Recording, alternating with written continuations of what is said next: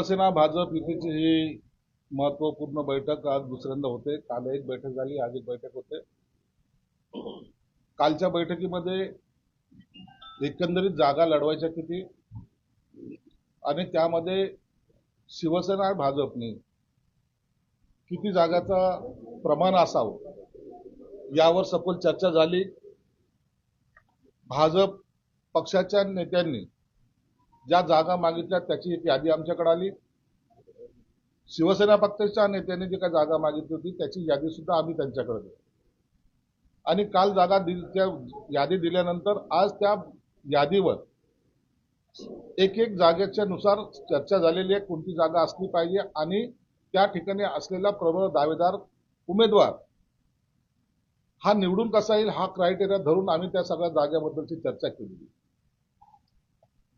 आम्हाला ही युती 22 तारखेपर्यंत आणखीन एक जेव्हा राऊंड होईल त्या टायमाला 22 तारखेपर्यंत आम्हाला हे महायुती आमची झाली पाहिजे असं आमचं दोन्ही पक्षाचं मत आहे आणि त्या दिशेने आमचे हे पाऊल आम्ही टाकलेले. आजच्या बैठकीमध्ये सुद्धा प्रत्येक वार्डनिहाय चर्चा ही झालेली आहे. आम्ही सर्वजण अतुल सावे असतील, कराड असतील किंवा संजय केनेकर असेल, जंजाळा असतील, भाजपचे जिल्हाध्यक्ष असतील, सर्वच पदाधिकारी यांनी याच्यावर सर्व बाबीवर चर्चा केलेली आहे. आताही हा एक ब्रेक घेऊन पुन्हा त्याच्यावर प्रमुख पदाधिकारी भाजपचे 4, शिवसेनेचे 4 असे बसून त्याच्यावर चर्चा करणार आहेत आणि मला वाटतं उद्या नगरपालिकेच्या निवडणुका असल्यामुळे उद्या संध्याकाळी पुन्हा यावर एक सविस्तर चर्चा होईल आणि जे काही निर्णय होणार आहे तो आपल्यासमोर देण्यात येईल. आम्ही सहसा जनरली आम्हाला कार्यकर्त्यांना तयारीसाठी किंवा कार्यकर्ता पुन्हा कामाला लागला पाहिजे, त्याला कळालं पाहिजे, हे सर्व जरी असलं तरी त्याला काही कार्यकर्त्याला गो हेड देण्यासाठी 22 तारखेपर्यंत चर्चा आम्ही संपवण्याच्या मनस्थितीत आहोत. आम्ही आता जागेचं नाही, आता जागेचं ती यादीप्रमाणे त्यांच्या जागा आमच्या जागा ह्या थोडासा मॅच करायचा आम्ही प्रयत्न केलेला आहे. त्या जागा मॅच करत असताना कार्यकर्त्यावर अन्याय होऊ नये ही आमची प्रामुख्याने भूमिका आहे. भाजपचा कार्यकर्ता असेल की शिवसेनेचा कार्यकर्ता असेल, त्याची ही लोकल कार्यकर्त्याची ही निवडणूक असल्यामुळं त्याच्यावर कुठेही अन्याय होता कामा नये ही भूमिका दोन्ही पक्षाच्या नेत्यांची सुद्धा आहे आणि पदाधिकाऱ्यांची आहे.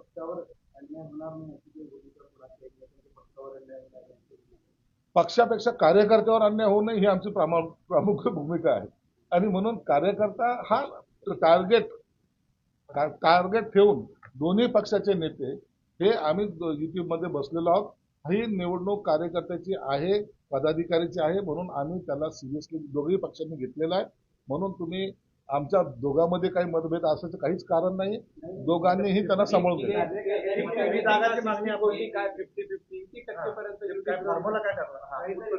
आता या युतीचे 2-3 पायऱ्या आम्ही चढलेलो आहोत.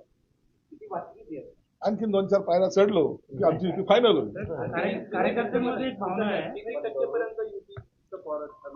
युतीच्या जवळपास आम्ही 50% पर्यंत आमची बोलणी झालेली आहे. 50% युतीची बोलणी होणं बाकी आहे.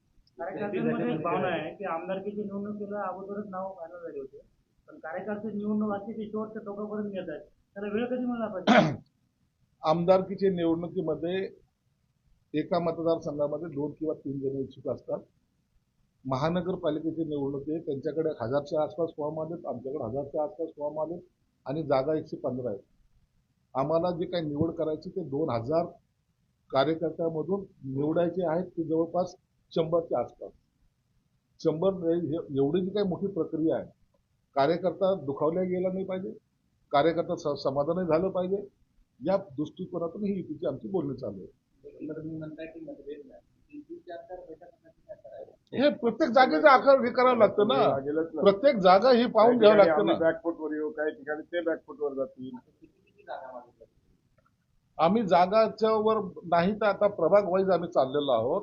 प्रभागामध्ये एखाद्या प्रभागामध्ये त्यांनी 3 जागा मागितल्या असेल तर आम्ही 2 जागा मागितल्या असेल, मग एक जागेचा डिस्प्यूट कुठे येते तो डिस्प्यूट सॉल्व्ह करायचा कसा, मग पुढे कसं जायचं हे या पद्धतीचं आमचं सगळं मार्गक्रमण चालू आहे.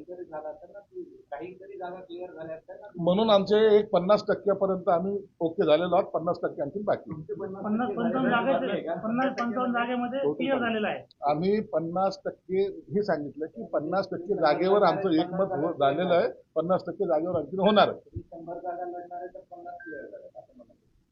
50%. आता आम्ही दोघांची मिळून. दोघांची मिळून. वन लाईन काही सांगता येत नाही. चर्चा झाली, चर्चा सुरू आहे. भाजपची काय भूमिका आहे यात? भाजप बघा, आता जसं माननीय शिरसाट साहेबांनी सांगितलं की 50% जागांवर आमची चर्चा झाली, त्याच्यात आमचं सोल्युशन निघालेलं आहे. आणि बाकीच्या 50% काही ठिकाणी दोघांचे इंटरेस्ट असल्यामुळे त्याच्यावर अधिक अजून चर्चा करून त्याच्यामध्ये नक्कीच आम्ही लवकर सोल्युशन काढू. 50% जागांमध्ये किती जागा आहेत? तो आज आम्ही डिक्लेअर करू शकत नाही. तुम्ही समजून घ्या. आमच्या उमेदवारांमध्ये त्याच्यामध्ये नाराजी होईल किंवा हे होईल, कन्फ्युजन, म्हणून आता कुठलाही आकडा आम्ही डिक्लेअर करणार. तुम्ही परत फिरून जरी किती जरी प्रश्न विचारला तर माझं उत्तर हेच आहे. समजलं का? मी तेवढा हुशार आहे. मी हुशार नाही पण बुद्धू नाही.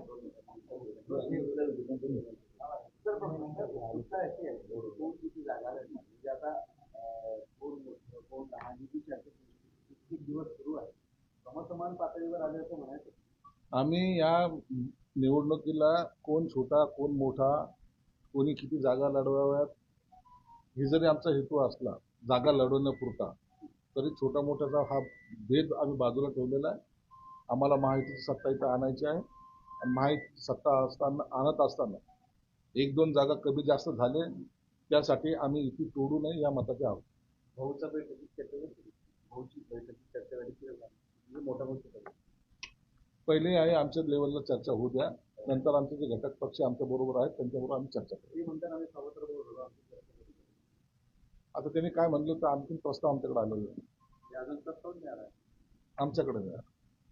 पण भाजपचे नेते पदाधिकारी बसतायत त्यांच्याबरोबर, त्यांना आशा आहे की तुमच्या बैठकीमध्ये एक ना एक दिवस ते बोलवतील आणि त्यांनाही थोडा वाटा देतील.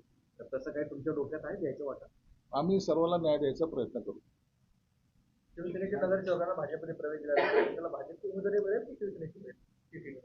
जो ज्या पक्षामध्ये असेल त्याच पक्षाची उमेदवारी मिळेल ना.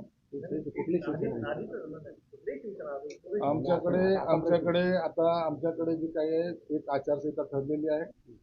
भाजपचा कोणताही पदाधिकारी शिवसेनेत नाही आणि शिवसेनेचा कोणताही पदाधिकारी भाजपमध्ये नाही. आता ते दुसरा जो एक पक्ष आहे उबाठा मामू, त्या पक्षाचं एक नामांतर काल झालेलं आहे, उबाठा मामू.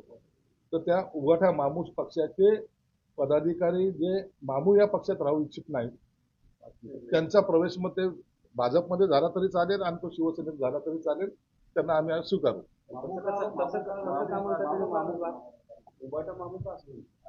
काल त्यांनी त्यांचा जो काही आवेश होता हिंदुत्वाचा, जे स्वतःला हिंदुत्ववादी म्हणत होते, त्यांनी आता निवडणुकीच्या तोंडावर आपल्याला काँग्रेस जवळ करत नाही, आपल्याला राष्ट्रवादी जवळ करत नाही, आपल्याला इतर पक्ष कोणी बोलवत नाही, चर्चेसाठी शरद पवार बोलवत नाही, असं जेव्हा झालं तर त्या टायमाला त्यांना मताची जी आवश्यकता पडते किंवा लागते त्यासाठी त्यांनी मामू जमा करणं सुरू केलेलं आहे.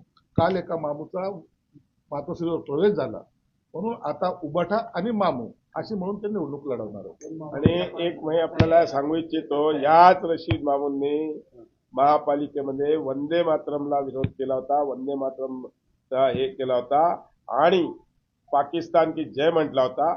अशा माणसाला आज उबाटाने प्रवेश दिलेला अतिशय दुर्दैवी गोष्ट आहे. मामू, उबाटा मामू, नवीन नामकरण. धन्यवाद. मुंबईचा प्रश्न आहे, काँग्रेस सोबत निवडणूक लढवत असतो मुंबईत लढायचे कारण आपल्या आपल्यासाठी फायदेशीर काँग्रेस कधी त्यांच्याबरोबर जाणार नव्हतंच.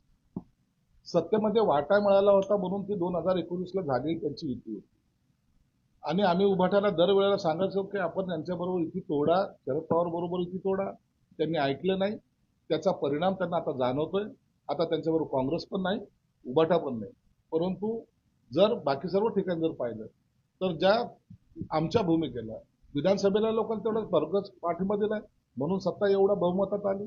आणि आताही मुंबईमध्ये सुद्धा महानगरपालिकेमध्ये पाहत असाल शिवसेना भाजप खंबीरपणे युती तिथं होते.